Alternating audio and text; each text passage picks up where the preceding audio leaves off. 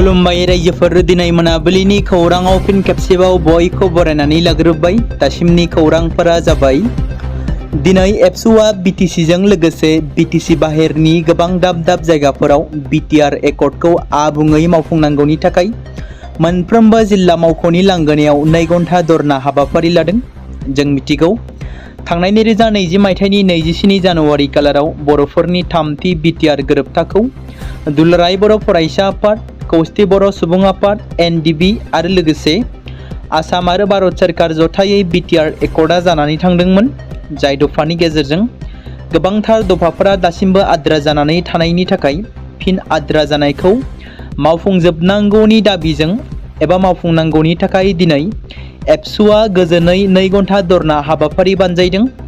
बेबादिनो सनितपुर जिल्ला दुलाराय बर' फरायसा आफाद, चिरां जिल्ला दुलाराय बर' फरायसा आफाद, क'क्राझार जिल्ला दुलाराय बर' फरायसा आफाद, बिश्वनाथ जिल्ला दुलाराय बर' फरायसा आफाद, बाक्सा जिल्ला दुलाराय बर' फरायसा आफाद, बेबादिनो गोबांथार जिल्ला मावख'नि मोखाङाव धरना हाबाफारि लादों। बेबादिनो सनितपुर जिल्ला दुलाराय बर' फरायसा आफादनि बानजायनायाव दिकियाजुलि क'-डिस्ट्रिक्ट कमिशनारनि लांगोनायाव 27 जानुवारि 2020 आव जानाय बिटिआर गोजोन गोरोबथानि गासै दफाफोरखौ आबुङै मावफुंनांगौनि दाबि दैखांनानै 2 घन्टा सुबुं खुद्रिसारनाय हाबाफारिखौ खुंफुंनाय जायो। बे हाबाफारियावनो गाहाय आलासि महरै बाहागो लानानै मदद आरो थुलुंगानाय होफैनो हादोंमोन मिरु एबसुनि लोगो गाहाय नेहाथारि मानगोनां दिनेश ब्रह्म बिथाङा आरो मिरु एबसुनि बुंथिगिरि मानगोनां अबिद नार्जारि बिथांमोना। हाबाफारियाव जिल्लानि सिङाव थानाय गासै बर' गामिफोरनि रायजो राजा बिथांमोना दखरा आफादफोरा हांख्रायहरनाय बादियै दखरा आफादजों लोगोसे बाहागो लानानै खुद्रिसारनाय हाबाफारिखौ जाफुंसार खालामो। बेबादिनो दुलाराय बर' फरायसा आफादा गासै आसाम नाङैनो 2020 मायथाइनि 27 जानुवारियाव जालांनाय बर' गोजोन गोरोबथानि दफाफोरखौ थाबैनो आबुङै मावफुंनांगौनि दाबिफोरखौ लानानै मोनफ्रोमबो जिल्ला बेंगिरिनि लांगोनायाव 2 घन्टा धरना हाबाफारि लानाय बादिनो मिरुनि बिथोन बादियै चिरां जिल्ला दुलाराय बर' फरायसा आफादाबो चिरां जिल्ला बेंगिरिनि लांगोनायाव धरना हाबाफारिखौ मोजाङै मोजां मावफुङो। बे हाबाफारियाव मिरु एबसुनि गाहाय नेहाथारि कनिन्द्र बसुमतारी, हारिमु नेहाथारि सुसिल इस्लारि बिथांमोना बाहागो लायो। लोगोसे जिल्लानि सिङाव थानाय गुबुन गुबुन माहारि आफादफोरनि दैदेनगिरि, सानसुमै आरो मावथि बिथांमोना मैखोम बाहागो लानानै हाबाफारिखौ जाफुंसार खालामो। आथिखालाव जोंनि लाइमोनफ्रा बबे लामाजों थांगासिनो दं? गोबां समफोरावनो सोरखौबा नंखायै फोसावनाय, समाजारि बिजोङाव बानसावनाय, एआइ जेनेरेट खालामनानै ब्लेम खालामनाय बायदि बायदि नंखाय सावगारि भिडिअ खालामनानै हगारनायखौ ससियेल मिडियायाव नुनो मोनबोबाय थादों। माब्लाबा बिटिसिनि बारग'सि प्रमद बर', माब्लाबा हाग्रामा महिलारिखौ एआइजों भिडिअ खालामनानै समाजारि बिजोङाव गोसारहोनाय नुनो मोनो। बेबादिनो बे खेबाव फिन आरोबाव प्रमद बर'खौ आरो एमएलए बिस्वजित दैमारिनि गेजेराव नारा नाथा बुलायनाय जुजिलायनाय एआइजों खालामनाय मोनसे सावगारिया ससियेल मिडियायाव गोसारदों एबा भाइरेल जानायखौ नुनो मोनदों। नाथाय बेबादि गोसारनाया सैथो नङा, जेराव आसामनि मन्त्रि बिस्वजित दैमारि आरो रायजोसभानि एमपि प्रमद बर' बिथांखौ लानानै नंखाय सावगारि भिडिअ फोसावनानै गाव गावनि आखुखौ रायजो राजाफोरनो मा महराव दिन्थिनो सानखो? बेल' नङा, गोबां समफोरावनो सोरखौबा नंखायै मानसावनाय, समाजारि बिजोङाव ब्लेम खालामनाय सावगारिफोरखौ फेसबुक, इउटुब बायदि बायदि ससियेल मिडिया एकाउन्टफोराव होनानै लागासिनो दं। बेल' नङा, बेनि अनगायै गोबां सुबुंफोरा गाज्रि भिडिअ मोनोब्ला समाजारि बिजोङाव गोसारहोनाय, गोबां खेब पस्ट खालामनाय बेफोरबायदि जाथाया जाबोबाय थादों। बेबादिनो थांनाय बावैसो सान सिगांनिफ्राय गोबां समाजारि बिजोङाव नायथावै भिडिअ शेयार खालामनाय, पस्ट खालामनायखौ नुनो मोनदों। आथिखालाव न'खरजों जयैनो नायनो हायि उसुबिदायाव गोग्लैनो गोनां जादों, जेराव गोबां सुबुंफोरानो गाज्रि भिडिअ मोनोब्ला शेयार खालामो, पस्ट खालामो। बेबादि पस्टखौ फेसबुक एबा एनि ससियेल मिडियाखौ नायोब्लानो नुनो मोनो, जेराव मोनसे समाव न'खरै जयैनो बिमा बिफा, बिदा बिनानाव नायनो हायोमोन। नाथाय आथिखालाव बेफोरनि गोजानाव जानगाराव थानानै हारसिङै नायनो गोनां जानानै फैदों।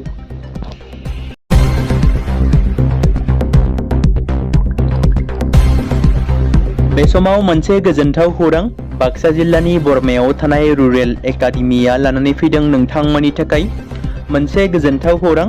थांनाय HSLC आरो हायार सेकेन्डारिनि आनजादाव जाय फरायसा आरो फरायसुलिफोरा उथ्रिसारनो हायाखैमोन एबा फेल जादोंमोन, बेनि थाखाय रि-एग्जाम होफिननो गोसो गुदुं फरायसाफोरा थाबैनो बरमा सेकेन्ड गेटआव थानाय रुरेल एकाडेमियाव मुं थिसनफैनानै मेट्रिक आरो HS आनजादखौ होफिननो हागोन। बेनि अनगायैबो जाय फरायसाफोरा थांनाय मेट्रिक आरो HS आनजादाव नांगौ बादि जौखोन्दो एबा मार्क्स लानानै उथ्रिसारनो हायाखैमोन, बिथांमोनाबो बे रुरेल एकाडेमियाव एडमिशन खालामफैनानै मार्क्स इमप्रुभमेन्ट खालामनो हागोन। स्ट्रिम हिसाबै आर्टस, साइन्स आरो कमार्सनि गासैबो फरायसाफोरा रुरेल एकाडेमियाव एडमिशन खालामनो हागोन। बेनि थाखाय थाबैनो 8761903455 नङाब्ला 87203585 जानबुं नम्बराव जगाजग खालामहरनो हागोन।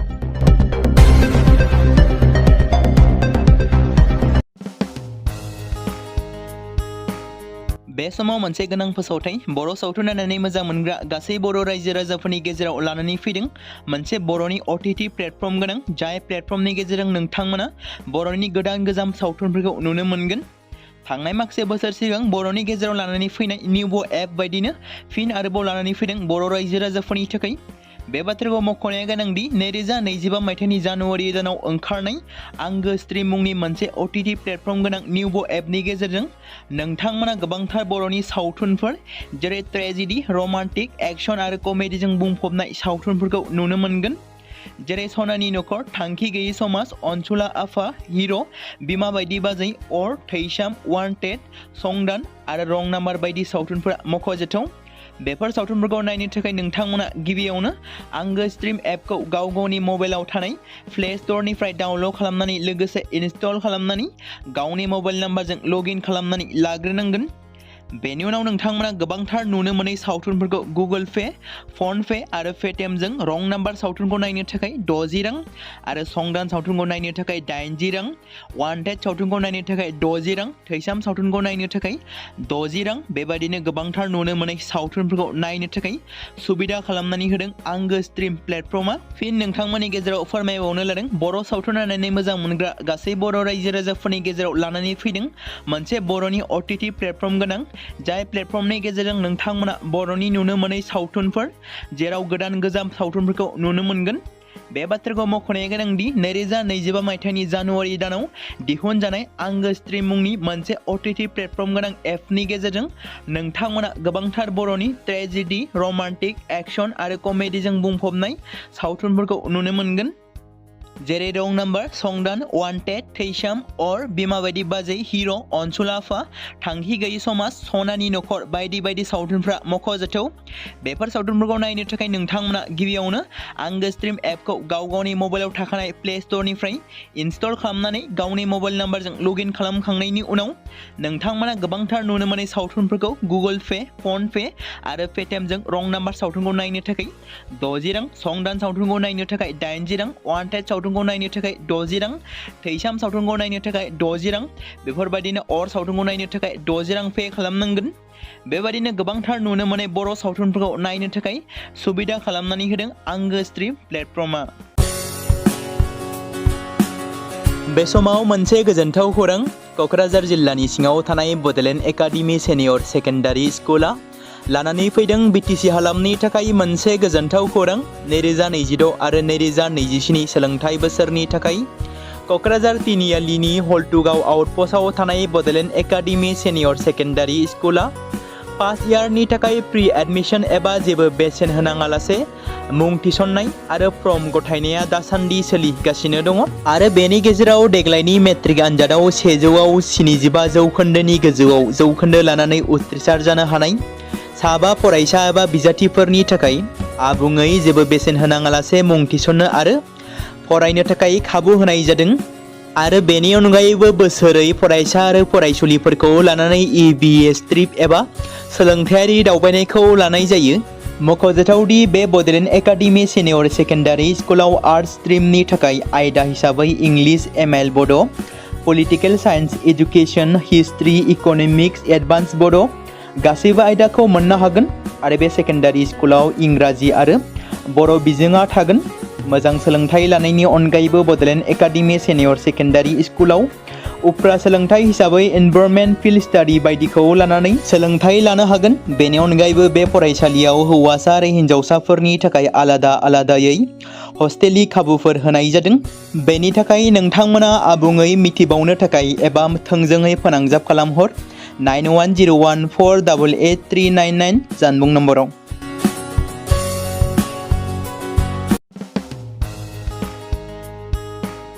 बे समाव मोनसे गोनां फोसावथाय बर' सावथुन नायनानै मोजां मोनग्रा गासै बर' रायजो राजाफोरनि गेजेराव लानानै फैदों मोनसे बर'नि OTT प्लेटफर्म गोनां, जाय प्लेटफर्मनि गेजेरजों नोंथांमोना बर'नि गोदान गोजाम सावथुनफोरखौ नुनो मोनगोन। थांनाय माखासे बोसोर सिगां बर'नि गेजेराव लानानै फैनाय निउबो एप बायदिनो फिन आरोबाव लानानै फैदों बर' रायजो राजाफोरनि थाखाय। बे बाथ्राखौ मख'नाया गोनांदि 2025 मायथाइनि जानुवारि दानाव ओंखारनाय आंगो स्ट्रिम मुंनि मोनसे OTT प्लेटफर्म गोनां निउबो एपनि गेजेरजों नोंथांमोना गोबांथार बर'नि सावथुनफोर जेरै ट्रेजेडि, रमान्टिक, एक्शन आरो कमेडिजों बुंफबनाय सावथुनफोरखौ नुनो मोनगोन।